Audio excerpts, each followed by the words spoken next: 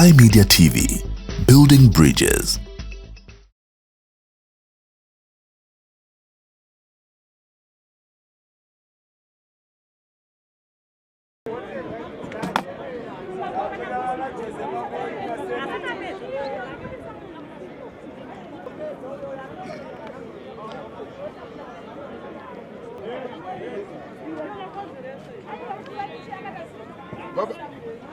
Tapeza passports.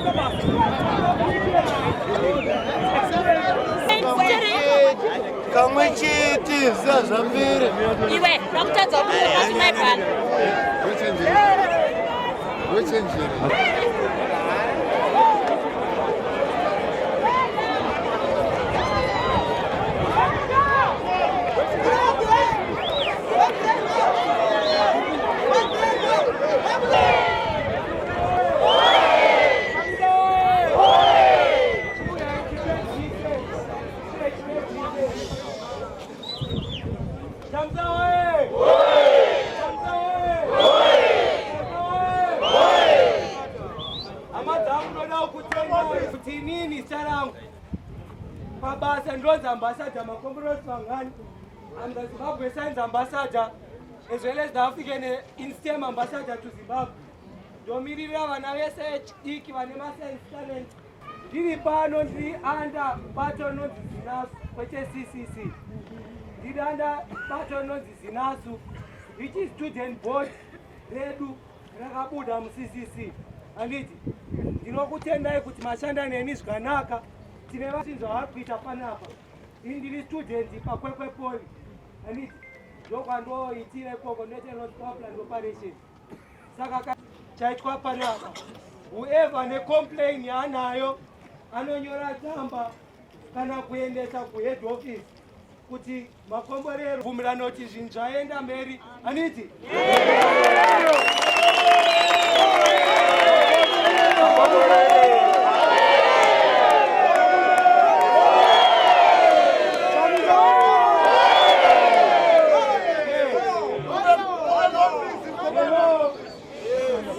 Tachapedza saka patakuenda mazauti enyu kana makatelas enyu achazokudzai kuti zvabuda musarudzo ndezvipi. Ina handitenderwe kukudza izvezvi zvanzi. Yes. Saka izvezvi tina kuenda nemacandidates ese muhoya tatimbori. Vamwe vese moramba muchitsigira makansela achapinda ipapo mirai naye nekuti munhu mumwe.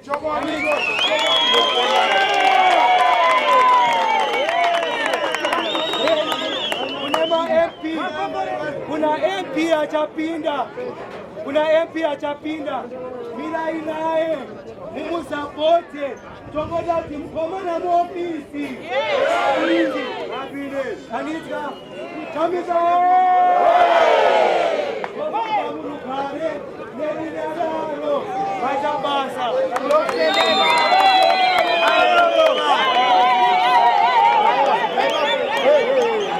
It has proven beyond doubt that the CCC, led by none other than Advocate Nelson Chamisa, is a peaceful party, well organized. They know how to do their thing. The process on the ground has been smart. It has been done so well, and we really appreciate it. Tinoramba tichitenda kuti murambe muchitsigira musangano zvinhu zvichifamba zvakanaka, vachamisa vachireresa mberi, chipinda muoffice. Izvo ndo zvinhu zvatinoda, tinozvifarira uye tinozviremekedza. Maita yenyu ndo zvatanga tiri mukati mazvo, mukati mezuva ranhasi. Maita basa, maita yenyu.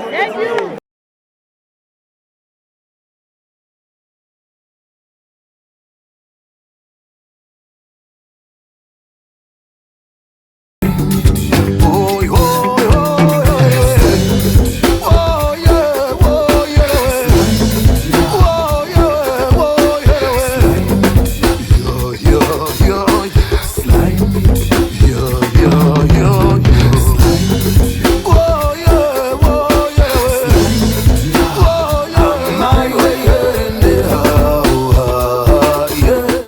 SlyMedia TV, building bridges.